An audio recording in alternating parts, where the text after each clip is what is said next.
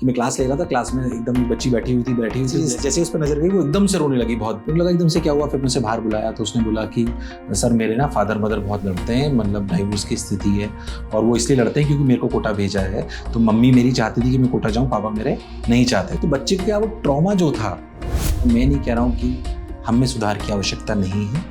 जो भी अप्रिय घटनाएं कोटा में घटी हैं वो सिर्फ और सिर्फ कोचिंग या शहर की वजह से हुई है, बिल्कुल कहना बिल्कुल गलत है। ये मेंटल हेल्थ का मुद्दा है, जो परसेंटेज पूरे देश में है वही कोटा में भी है। इसका समस्या का समाधान काउंसलर प्रोवाइड करना नहीं है। ये it's not a big deal for coaching institution और the city, to be honest. इस वक्त हमारे साथ एनवी सर है। आपको अगर दूसरा परिचय चाहिए, वही कोटा फैक्ट्री वाले एनवी सर है। हम इनसे इसलिए बात कर रहे हैं क्योंकि ये कोटा में ही रहते हैं, कोटा में ही पढ़ाते हैं। आपके यहाँ जेई और नीट दोनों की ही प्रिपरेशन करने के लिए बच्चे आते हैं। सबसे पहले तो मैं आपका टेक जानना चाहूँगी, जो घटनाएं जिनकी वजह से आजकल कोटा की कुख्याति बहुत ज़्यादा चर्चा में है, उस पर आप क्या कहेंगे? मैं कहूँगा कि शायद कहीं ऐसा तो नहीं हो रहा कि कोटा को, एक शहर को और कोचिंग संस्थानों को स्पेस गोट की तरह यूज़ करा जा रहा है, बलि का बकरा बनने का प्रयास हो रहा है। मैं नहीं कह रहा हूँ कि हम में सुधार की आवश्यकता नहीं है। जो भी अप्रिय घटनाएं कोटा में घटी हैं, मैं पहले व्यक्तिगत रूप से बता दूं, हमारी संस्थान में आज तक ऐसा कुछ नहीं हुआ है। इसका मतलब ये नहीं कि नहीं हो सकता, पर नहीं हुआ है। पर कोटा में जो भी अप्रिय घटनाएं घटी हैं वो सिर्फ और सिर्फ कोचिंग या शहर की वजह से हुई है, बिल्कुल कहना बिल्कुल गलत है। ये मेंटल हेल्थ का मुद्दा है, जो परसेंटेज पूरे देश में है वही कोटा में भी है, पर हम थोड़े ज़्यादा हाईलाइट हो रहे हैं। ये हमारा दुर्भाग्य है। तो इस मंच के माध्यम से कहना चाहता हूँ कि परसेंटेज उतनी ही है, पर ये कोई दलील नहीं है। व्यक्तिगत रूप से हम सब लोगों को, शिक्षाविदों को, ये प्रयास करना चाहिए कि हम इसको 0 नंबर पर लेके आएँ। उसके लिए हम सभी लोग प्रयास कर रहे हैं कि क्यों बच्चों में स्ट्रेस बढ़ जाता है। ऑल्दो इस साल थोड़ा सा हमें लगा कि जो ये बच्चे ज़्यादातर वो हैं जो 2 साल घर में रहे थे, बोर्ड्स को जिन्होंने ज़्यादा फेस नहीं करा, तो उनका स्ट्रेस झेलने की क्षमता थोड़ी कम है। हो सकता है उनमें से एक कारण हो। आपने एक शब्द का जिक्र किया, मेंटल हेल्थ, जिसके बारे में हम जितने भी स्टेक होल्डर्स हैं कोटा के, चाहे वो स्टूडेंट्स हो, पेरेंट्स हो, हॉस्टल एसोसिएशन हो, वो सब इस फैक्टर को साइड हटा के बाकी सारे फैक्टर्स पर बात करते हैं। मेंटल हेल्थ एक मुद्दा है, बच्चों में उसको लेकर जागरूकता होनी चाहिए, उस पर बात होनी चाहिए। कैसे होगा, कैसे डिटेक्ट होगा कि कोई बच्चा डिप्रेस है या स्ट्रेस में है या वो नहीं ये है? मतलब वो कब कोचिंग सेंटर्स के लिए भी एक मुद्दा होगा कि काउंसलर्स, सिर्फ एडमिन या रिसेप्शन के लोगों को काउंसलिंग के लिए ना बिठाया जाए, एक्चुअली जो काउंसलर्स, जो साइकाइट्रिस्ट है, जो साइकोलॉजिस्ट होते हैं, उनको रखा जाए। उनको रखा गया है, इसमें मैं कोई दोहराए वाली बात नहीं। हर कोचिंग सेंटर में, जो बड़े कोचिंग संस्थान में सब में साइकोलॉजिस्ट हैं। पॉइंट इज कि बच्चा थोड़ा सा चाहता नहीं, उसे लगता है मैं साइकोलॉजिस्ट के पास जा रहा हूँ। आज भी हमारी विचारधारा ऐसी नहीं है कि अगर किसी को साइकोलॉजिस्ट के लिए बोला जाए बच्चे को, तो या उसके पेरेंट्स बहुत ज़्यादा इस बात को प्रेफर नहीं करते। तो मैं आपको एक इंसिडेंट तो ऐसा बताऊं कि हमने साइकोलॉजिस्ट को से मिलाया बच्चे को, पर उसे बताया नहीं कि वो साइकोलॉजिस्ट है, क्योंकि मिलने को तैयार नहीं था साइकोलॉजिस्ट से। हमें उसे एक नॉर्मल काउंसलर के रूप में प्रेजेंट करना पड़ा। जो हम समझते हैं कि हमें साइकोलॉजिस्ट बोलेंगे तो नहीं मिलेगा, काउंसलर बोलेंगे तो मिलेगा। एक बात तो हमें ये समझनी पड़ेगी कि साइकोलॉजिस्ट और काउंसलर के अंतर को हम में समझ में आता है, पर ये बात बच्चे को समझ में नहीं आती। दूसरी बात, मेरा ये भी मानना है कि अब हमारे जितने भी काउंसलर्स हैं, जो टेलीकॉल डिपार्टमेंट के लोग हैं, एडमिन के लोग हैं, या जो बच्चों की एकेडमिक परफॉर्मेंस देखते हैं, अपार्ट फ्रॉम एजुकेटर्स, उनको भी हम साइकोलॉजिस्ट से थोड़ी थोड़ी ट्रेनिंग करा रहे हैं, ताकि जो बेसिक आंसर्स हो वो एटलीस्ट वो प्राइमरी स्टेज पे दे पाएं। जैसे कि अपन फर्स्ट एड होता है फिजिकल हेल्थ के लिए, वैसे मेंटल हेल्थ के लिए भी एक फर्स्ट एड हर आदमी के पास होना चाहिए कि अगर मुझे दिख रहा है तो। दूसरी बात, जैसे आपने बोला कि हम कैसे आइडेंटिफिकेशन करें, मुझे लगता है इस समस्या का सबसे बड़ा समाधान ये है कि पहले हम, अभी जो मेरे को लग रहा है जो थोड़े प्रयास करे जा रहे हैं नेशनल लेवल पे या इस पे, वो प्रयास ऐसे हो रहे हैं कि सबको शायद हम दवाई खिलाने का प्रयास कर रहे हैं।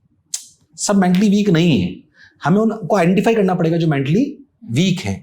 अब पहला प्रश्न ये कि आइडेंटिफाई कैसे करें। जैसे अगर मैं कोचिंग पे बात करूं तो ये हो सकता है कि वो बच्चा क्लास नहीं आ रहा है, मोस्टली कमरे से बाहर नहीं निकल रहा है, खाना नहीं खा रहा है, उसकी एकदम से ड्रॉप हुई है परफॉर्मेंस। उसका कारण ये हो सकता है उसके चाइल्डहुड ट्रॉमेटिक रहा हो, या उसके पेरेंट्स में कोई समस्या चल रही हो। जैसे मैं आपको भी थोड़े दिन पहले का इंसिडेंट बताऊं कि मैं क्लास ले रहा था, क्लास में एकदम ही बच्ची बैठी हुई थी। जैसे मैंने उसकी तरफ नजर गई, मैं लगभग सभी बच्चों से आई कॉन्टैक्ट करता हूँ, तो जैसे मेरी नज़र उस पर गई, वैसे जैसे उस पर नजर गई वो एकदम से रोने लगी, बहुत तेज बच्ची खुद।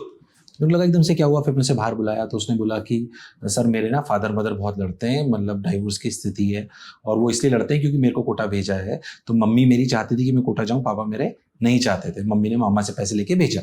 तो बच्चे का वो ट्रॉमा जो था वो हो सकता है बैकएंड परिवार से भी कहीं ना कहीं। तो पेरेंट प्रेशर बहुत है, जो मेरा व्यक्तिगत मानना है। अप्रिय घटनाएं हो रही हैं, इसके 2 मेजर कारण हैं। पर्सनल एक्सपेक्टेशन कैसे मैनेज करता है बच्चा, personal expectation is one of the key factors. Second, the parent pressure, ये दोनों चीजें की फैक्टर्स हैं। तो शायद हमें handling of this personal expectation and the parent pressure, इसको सिखाने की आवश्यकता है, not on the Kota stage, everywhere. आपने कहा कि आपकी नज़र पड़ी, वो बच्ची के साथ आई कांटेक्ट हुआ, एक पर्सन के साथ आपका ऐसा हुआ। कितने ही बच्चे होंगे जो नहीं एक्सप्रेस कर पाते होंगे। कोचिंग इंस्टीट्यूशंस में जितने काउंसलर्स रखे जाते हैं, क्या वो एप्रोप्रिएट हैं? क्योंकि हमने तो जो साइकोलॉजी में पढ़ा या हमने जिन थेरेपिस्ट की मदद ली, हमें ये समझ में आया कि एक थेरेपिस्ट और एक पेशेंट के बीच में 1-on-1 रिलेशन होना चाहिए। उसको उसकी केस हिस्ट्री पता हो कि वो कैसे माइंडसेट से है, क्या चाइल्डहुड रहा है या क्या फील करते हैं अभी, मतलब वो तो हो। यहाँ तो काउंसलर्स को ये भी नहीं पता होगा कि एक बैच में अगर वो 150 बच्चे आ रहे हैं तो सबके नाम क्या है, वो कैसे रेशियो सही होगा। वही मैं आपको कह रहा हूँ कि इसका समस्या का समाधान काउंसलर प्रोवाइड करना नहीं है। ये it's not a big deal for coaching institution और the city, to be honest, to provide a counsellor to a student who really requires it. The problem lies in कि वो कौन है, क्योंकि वो खुद नहीं बोल रहा है।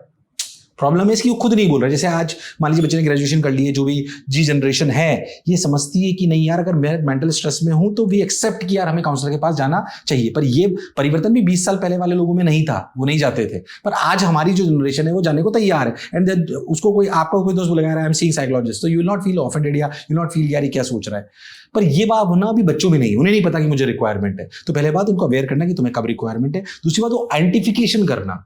तो real problem lies in every youth of India और द वर्ल्ड, वो यही है कि वो यूथ आइडेंटिफाई कैसे करा जाए। उस पर मेरे को लग रहा है सबसे पहले काम करना चाहिए। उसके पैरामीटर्स जैसे भी अभी आपने देखा हो तो राजस्थान सरकार और कोटा एडमिशन ने मिलकर एक टेस्ट करा दिया है सारी कोचिंगों पे, जो 12 सवालों का टेस्ट है। उसमें अगर बच्चों के 2 से ज़्यादा नंबर आएंगे तो इसका मतलब उसको दूसरे टेस्ट की आवश्यकता है। तो 21 सवालों का टेस्ट है, तो आइडेंटिफाई हो पाएगा कि हमें ये करना चाहिए।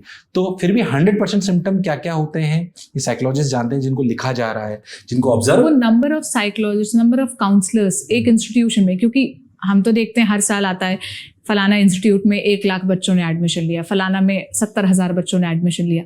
कितने काउंसलर्स वहां पर हैं, इस पर तो कोई डेटा या वही मैं आपसे कह रहा हूँ, नहीं है। यहाँ पे नॉर्म बना रखे हैं गवर्नमेंट ने पूरे, यहाँ क्या कोटा एडमिशन नॉर्म्स बना रखे हैं, आपके पास इतने साइकोलॉजिस्ट होने चाहिए। फिर मैं आपको कह रहा हूँ 1 लाख बच्चों को साइकोलॉजिस्ट की जरूरत ही नहीं है। उस 1 लाख में से रियलिटी में साइकोलॉजिस्ट की जरूरत वास्तविकता में अगर हम ढंग से ढूंढेंगे तो 1000 को पड़ेगी। ये भी मैं ज्यादा ही फिगर बता रहा हूँ आपको, शायद 500 की ही पड़ेगी। उन 500 के लिए हमारे पास अप्रोप्रिएट है। द प्रॉब्लम इज कि वो 1 लाख में से 500 कौन है, ये आइडेंटिफाई करना इंपॉर्टेंट है। ये कि हम उसको प्रोवाइड नहीं कराना चाहते, क्यों नहीं कराना चाहेंगे हम।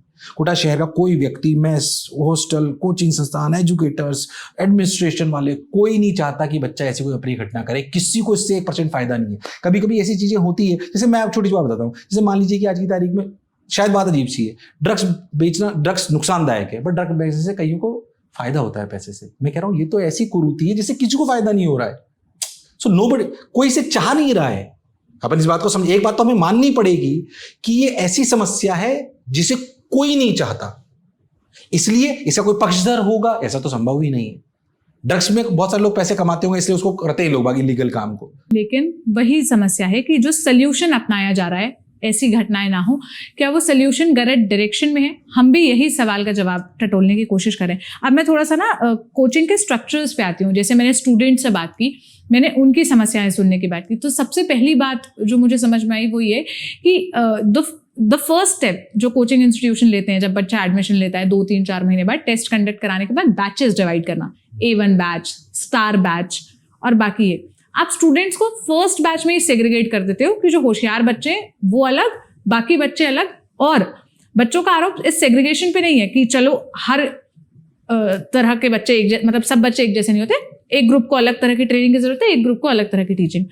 उनका कहना है इंस्टीट्यूशंस में जो स्टार बैच है उनको best teachers, best services, best hostels मिलेंगे, बाकी सब उनके लिए साइडलाइन है। वो उनके लिए वो क्या कहते हैं, दौड़ने वाला घोड़ा है जिस पर इंस्टीट्यूशंस दाव लगाते हैं कि ये रैंकर्स हैं, बाकी तो ठीक है पैरेलल ही रहेंगे। मैं इसका जवाब ऐसे दूंगा कि मैं, हो सकता है बनावटी लगे, पर मेरी संस्थान में नहीं होता है। टॉप बैच को जो टीचर पढ़ाता है वो आखिरी को भी पढ़ाता है। 2 घंटे टॉप बैच को पढ़ाया जाता है। पहली बात, सिर्फ 15 से 20 बच्चे अलग करे जाते हैं हर सेक्शन में, उनको भी इसलिए क्योंकि उन्हें पहले से पढ़ा होता है, तेज पढ़ाना होता है। बाकी सारे बैचेस नॉर्मल करे जाते हैं, उनमें कोई सेग्रीगेशन नहीं करा जाता। जो ए बैच में पढ़ाएगा वो ही डी वाले में भी पढ़ाएगा, ये वास्तविकता है। पर मैं इस बात से भी आपको नहीं बोलूंगा कि ऐसा बिल्कुल नहीं होता है, ऐसा कुछ जगह होता है जिसको मेरे हिसाब से रोकना चाहिए। इस पर एडमिनिस्ट्रेशन को, सरकार को कर रही है, काफी इसमें कमी आ गई है। मैं आपको सही बताऊं, ऐसा नहीं जिस जगह पहले भी होता था। जैसे बताऊं आपको, जब मैं पढ़ता था तो बंसल क्लासेस में, अभी तो सिर्फ 15 बच्चों को लग रहे थे, बंसल क्लास में प्रॉपर 10 बैच बने हुए, तो प्रॉपर आखिरी वाला बैच बिल्कुल लोवेस्ट होगा, ऐसा होता था बिल्कुल। मैं उसी परिपाटी में पढ़ा हूं मैं, उसके फायदे भी नुकसान भी हैं। उसका फायदा भी था, ऐसा नहीं था, पर हाँ वो बहुत कुछ हद तक लगता, जो आखिरी होता था बिल्कुल डिमोरलाइज हो जाता था। पर उस समय हमारे स्ट्रेस झेलने की क्षमताएं अलग थी। वो बच्चे जिस परिवेश में पढ़ के आए थे, मैं 2002 से 2003 की बात बता रहा हूँ आपको, ऐसी कोई बहुत पुरानी बात भी नहीं बता रहा हूँ। I started from Kota in 2003, got selected to IIT। और कई लोग ये बोल रहे हैं कि सर टेस्ट होना चाहिए, ये होना चाहिए। मैं उनको एक बात बोलना चाहता हूँ, टेस्ट होना चाहिए। मैं आपको बताऊँ, जब मैं खुद स्टूडेंट था तो बंसल क्लासेस में एंट्रेंस टेस्ट लिया गया। मैं 11th में था, मेरा सिलेक्शन नहीं हुआ उस एंट्रेंस टेस्ट में। और उन्होंने साफ मेरे मुंह पे मेरे पिताजी को बोला, आपका बेटा लायक ही नहीं है, तो आप क्यों इसको IIT कराना चाहते हो? पर मैं लायक था, मैं सेलेक्ट हुआ, ऐसा नहीं था कि मैं लायक नहीं था। जब हमारी प्राइमरी स्टेज में फिजिक्स केमिस्ट्री मैथ्स या फिजिक्स केमिस्ट्री बायोलॉजी की नॉलेज चेक करी जाएगी, कोई जरूरी थोड़ी उसको वो आती है उस समय, वो तो हमारा सिखाने का धर्म है।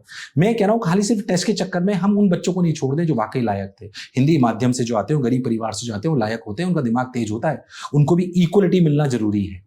हाँ, मैं इस बात का पक्षधर हूं कि शुरुआत में स्क्रीनिंग हो सकता है साइकोमेट्रिक बेसिक्स पे थोड़ी बहुत हो सके।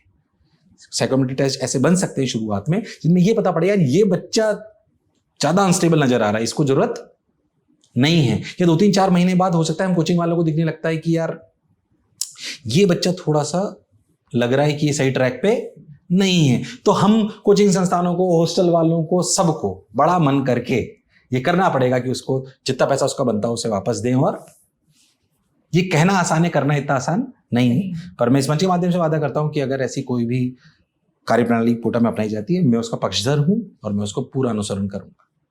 क्योंकि हम यही देख रहे हैं, कोटा 3 सब एग्जाम्पल देते, 2 बच्चों से के सिलेक्शन से शुरू होकर आज यहाँ पर हर साल 2 लाख 2.5 लाख बच्चे आते हैं।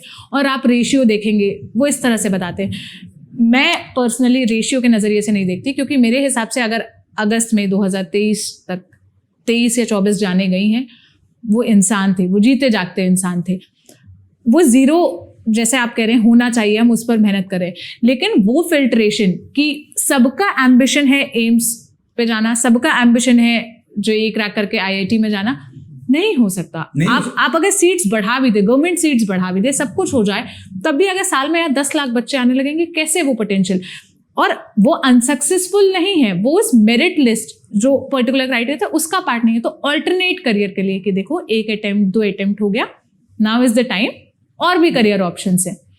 मेरे हिसाब से आपने बिल्कुल सही बात बोली। जैसे हमारी ओरिएंटेशन में सबसे पहली बात हम यही बोलते हैं, मैं व्यक्तिगत रूप से, कि सफलता आप कोटा आए हो कि सिलेक्शन लेने की, सिलेक्शन क्यों लेना चाहते हो कि सफल होना चाहते हैं। मैंने कहा सफलता का असली महत्व सिर्फ उस सिलेक्शन में नहीं है, सफलता का असली महत्व उस प्रक्रिया में जो आप 10 से 12 घंटे रोज पढ़ रहे हो। जो व्यक्ति 10 से 12 घंटे रोज काम करना सीख जाए, वो जीवन में सफल हो जाए, ऐसा पॉसिबल नहीं है।